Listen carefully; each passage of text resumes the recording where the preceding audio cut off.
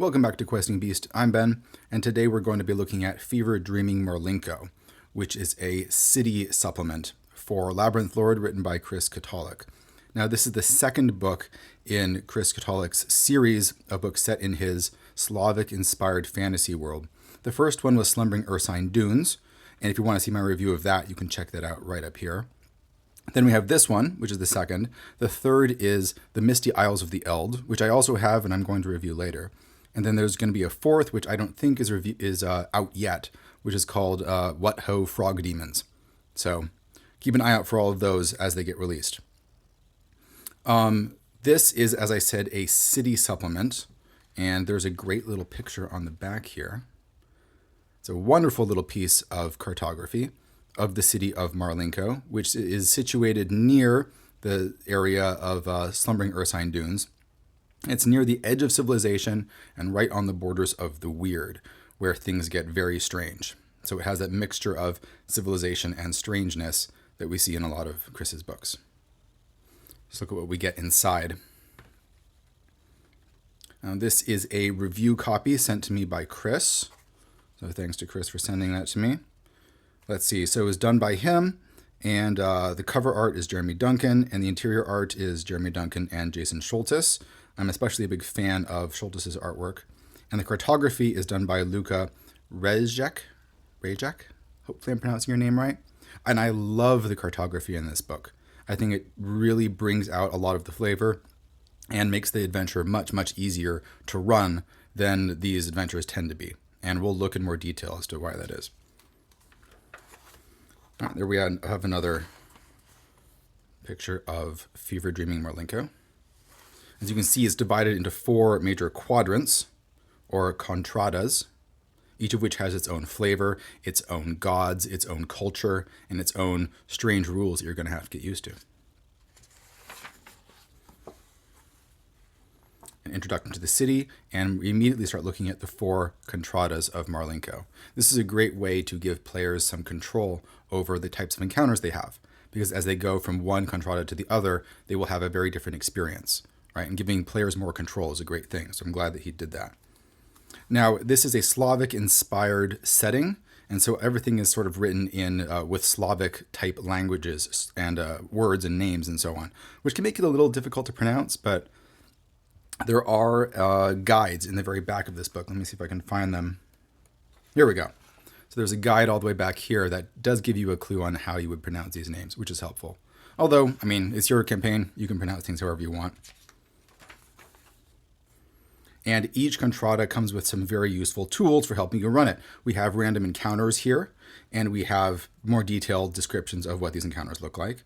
And this is designed for Labyrinth Lord, which means it has very old school stats. So if you're running for a more modern game, there may be some minor adaptations you would have to make.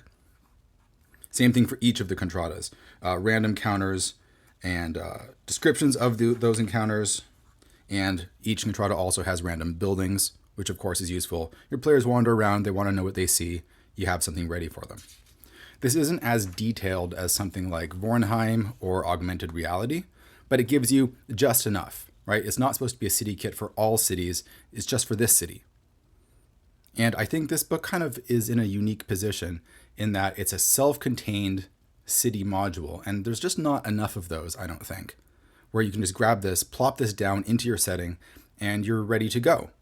You can run it fairly easily once you've given it a once-over. And because it's not trying to be everything for everyone, that allows it to have a lot more texture and consistency.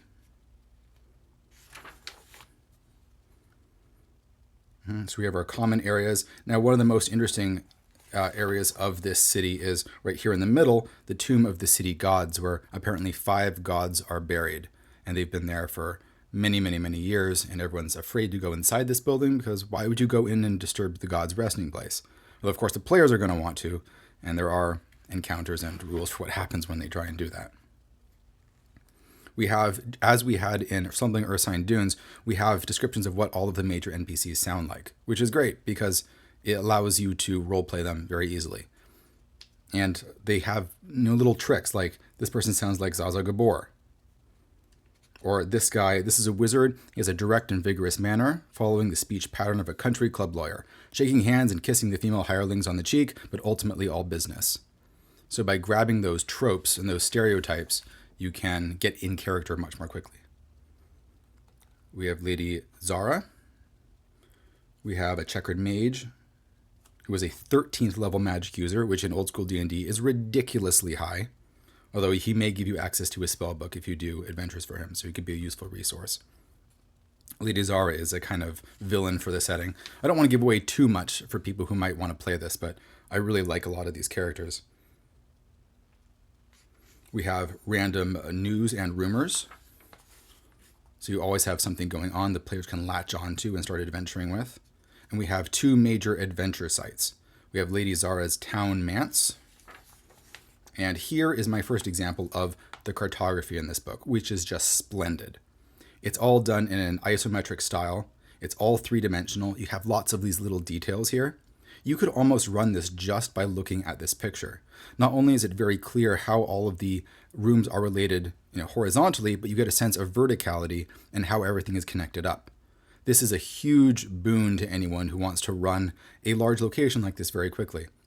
And it's a big difference between what we've seen in the previous book, Slumbering Ursine Dunes, where the cartography was very bare bones and it was placed at the back of the book, and I had some issues with that. But this is absolutely wonderful.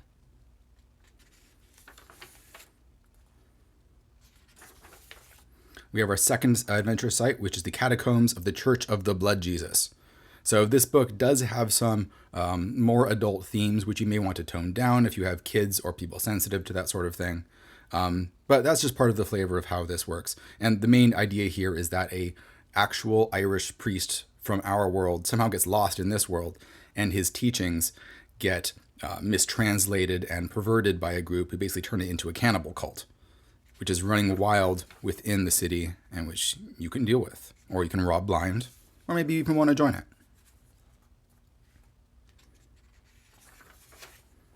Another piece of great cartography.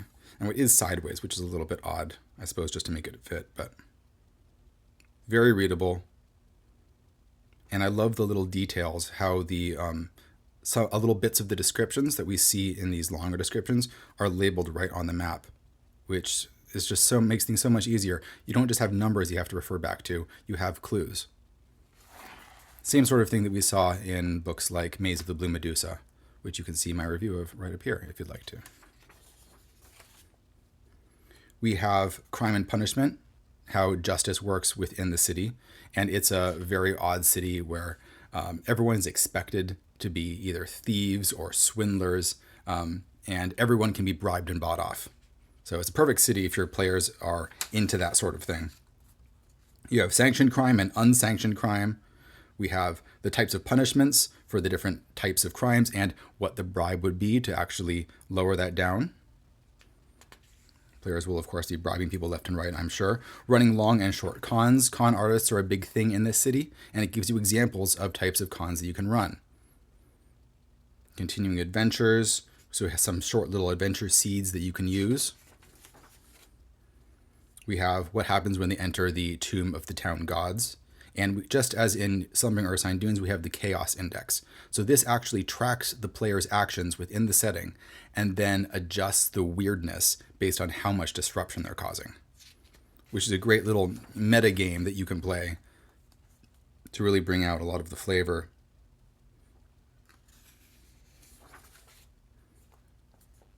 The more chaos and disruption they cause, the more bizarre things that are going to happen.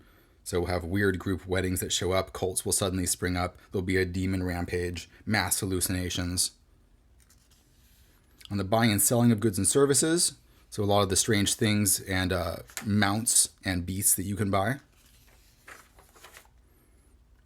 We have a lot of the costumes that you can buy. And costuming can be a big deal in the city. There is even an optional rule that you can give players experience points for gold that they spend on costuming, if they really want to get into that. Some interesting food and drink. Some new magic user spells. And hirelings that come pre-packaged and ready for you. We have a league of hirelings, or not a guild, a union. There's a lot of unions in this city, and there's a union of hirelings. And there's a really fun little way that you can track what the union of hirelings thinks about you. If you mistreat hirelings, if you kill them off, if you don't pay them enough, then your reputation will go down and people will start boycotting you. Or on the other hand, they may become your closest ally and give you a lot of perks. We have carousing tables. So this is awesome. This is an idea that came from Jeff Rentz. Hopefully I'm pronouncing his name right. Who's one of the first old school bloggers, and his tables for getting XP for carousing are kind of fundamental to the whole genre. And I love the take that we have here on that. So we have for every one of the contradas that you go to, a different carousing table, because different types of disasters can happen if you party a little too hard. But partying hard also can give you experience points, so there's a balance there. And I love these illustrations by Jason Schultes. Really great job. We have a short bestiary. We have the Robo-Dwarf, the Wobbly Giant, and the Cantonal Strigoi, which are sort of like undead. We have a little mini game for tiger wrestling. There is a tiger wrestling pit to be found in Marlinko, and if you want to get in on that, then here's how you would do it. We have a couple new classes for your old school games. We have the Mountebank. We have the Robo-Dwarf. And we have a list of common NPC names and nicknames. Finally, a pronunciation guide, as I mentioned before. So there we go. This is a very tidy little package that presents a unique and weird city that you could easily plop into your own campaign.